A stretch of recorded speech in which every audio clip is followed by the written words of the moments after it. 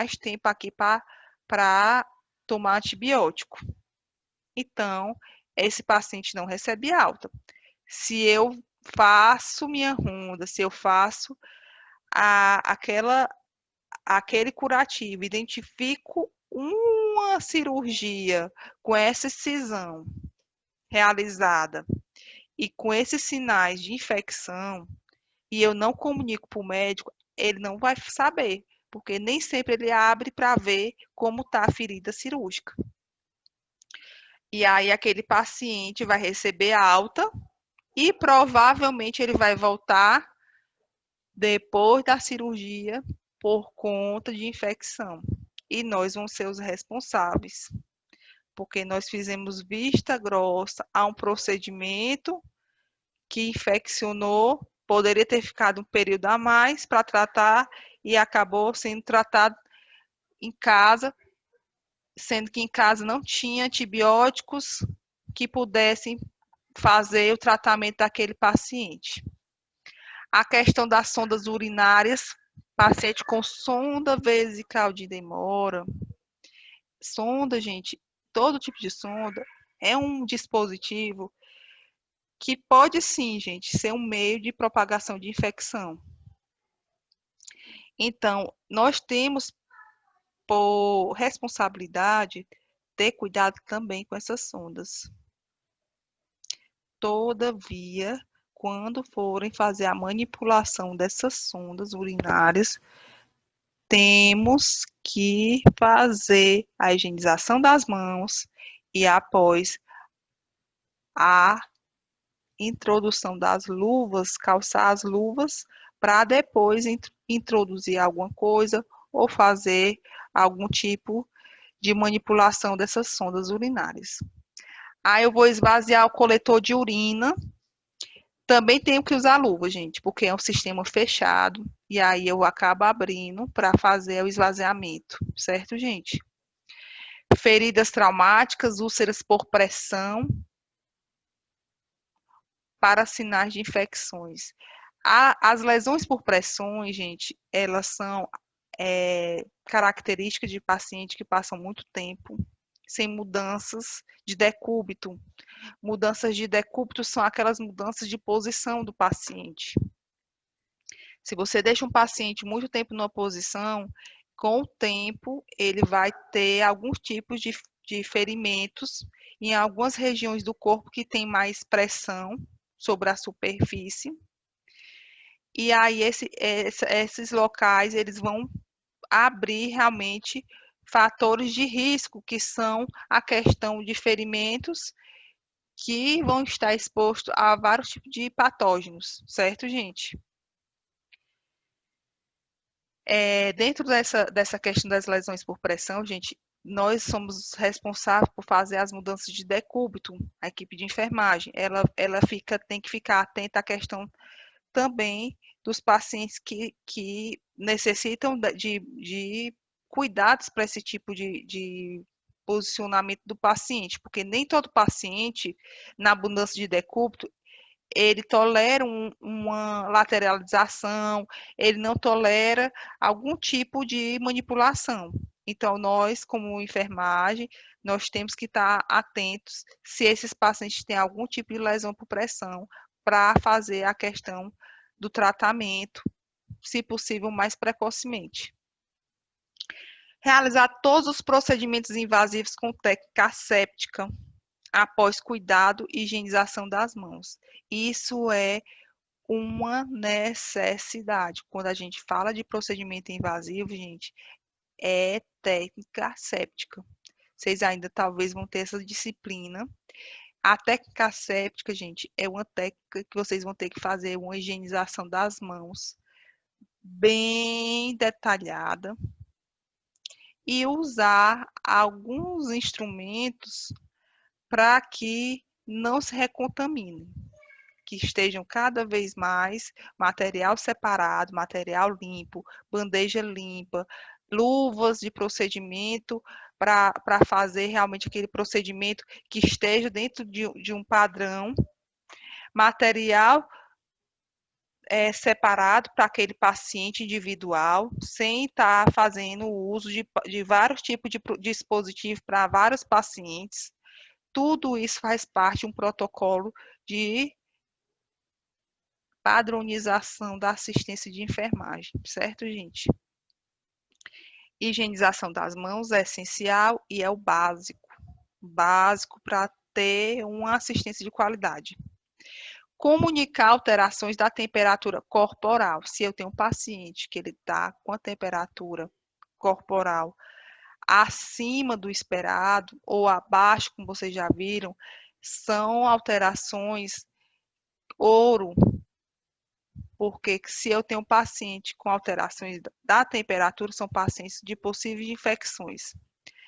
A administração dos medicamentos com segurança. Gente, vamos falar mais uma vez. Medicação, beira-leito do paciente, medicação individualizada, a bandeja do paciente, medicação checada após a medicação e descartada depois de administrada, só daquele paciente. Então, quanto mais segurança tiver daquele paciente, menor é o risco dele ter infecção. Vamos lá, gente. A gente falou de infecção, já falamos de sepsis, choque séptico, que são os maiores riscos de morte no mundo, né?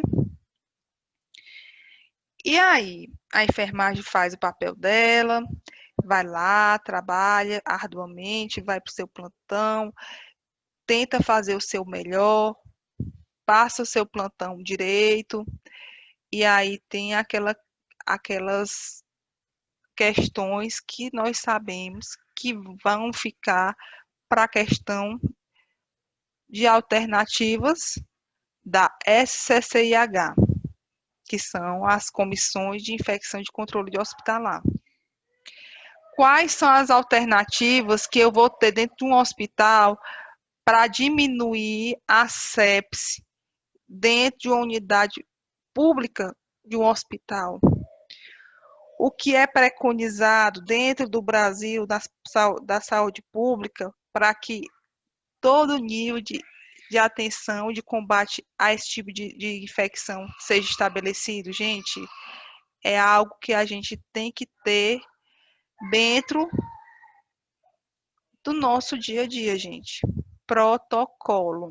Se eu tenho um protocolo de sepse, se eu tenho aquele papel que vai me dizer todos os dias qual é a temperatura ideal, qual é a frequência cardíaca, qual é a frequência respiratória, quais são os parâmetros de alerta, todos, a equipe inteira, quando iniciar o seu plantão, ela já vai saber que tem um paciente com suspeita de infecção. Então, nós não vamos trabalhar em cima de algo inventado ou empírico, não, que é algo que a gente deduz, sem nenhum tipo de ciência, sem nenhum tipo de estudo. Nós vamos trabalhar em cima de ciência, gente, de muito estudo, de muita pesquisa. Então, geralmente, os hospitais de maior responsabilidade, ele criam os protocolos para combater a sepse, porque para ele o referencial de sepse, que é uma notificação de infecção, é um protocolo de índice de hospital de não acreditação, um hospital que não é um hospital que é padrão ouro, não. Se eu tenho um hospital que tem muito, que a sepse está muito alta, o padrão de sepsemia está muito alto, o meu hospital, ele não tem um assistente de qualidade, ele não está no padrão ouro de assistência. Quanto menor a questão da infecção, melhor o hospital, certo, gente? Alguma dúvida? Bora, gente, cadê a participação? Então, tá todo mundo dormindo? Vamos lá, gente. Demais. Oi? tá falando rápido demais. Falei rápido demais? Foi. Professora. Gente, daqui a pouco já vai. Eu vou tentar falar mais devagar, certo? A gente vai. Vou fazer logo a chamada de vocês. E aí eu quero que vocês me procurem no privado, certo, gente? Professora, Oi. Pode falar. sempre esse sintoma vai ser dessa infecção, sepse, é? Sepse, sim. Esse sintoma, gente, pode ser para vários tipos de pacientes de outras comorbidades.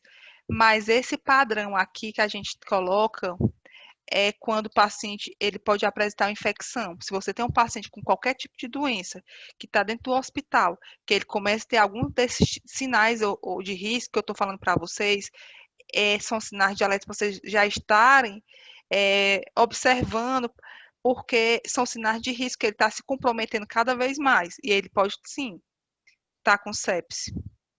Por isso, vocês têm que estar cada vez mais atentos. Porque se vocês não tiverem o controle da infecção desse paciente, vocês vão perder ele bem rápido. Quanto mais tempo vocês passarem com o paciente desapercebido, passando muito tempo, ele vai acabar se comprometendo cada vez mais e vocês vão perder o time. Perder o time é o tempo do paciente. Chega um tempo que você não tem mais alternativa nenhuma. Nenhum antibiótico faz mais efeito, nada que aquele paciente possa realmente fazer terapia. É igual, sabe o que, gente? É quando você tem uma doença que já está, vamos dizer assim, avançada, e aí, vamos dizer assim, um câncer, né, por exemplo, e aí, quando ele já está todo espalhado dentro do seu organismo, aquela quimioterapia ou radioterapia, ela não faz mais efeito, certo? Então, é um paciente que já foi perdido o tempo, o time daquele paciente. Ele perdeu o tempo de tratamento. É a mesma coisa a sepse. Quando você identifica Professora. uma sepse, pode falar. E tipo, assim, quando o paciente já tem alguma comorbidade, né? Tipo, diabetes, os sintomas sempre são os mesmos? Tipo, cada Se paciente tem uma esse comorbidade, cada um paciente, apresenta sintoma diferente. se esse paciente tem comorbidades, o risco dele ter uma sepse é maior, porque ele já tem uma disfunção, principalmente o diabetes, que é uma disfunção metabólica, que o metabolismo dele não vai ser um metabolismo normal. A resposta de até cicatrização do diabético é totalmente diferente de um paciente normal. Então, ele vai responder mais lento. Então, por isso, a gente tem que ficar cada vez mais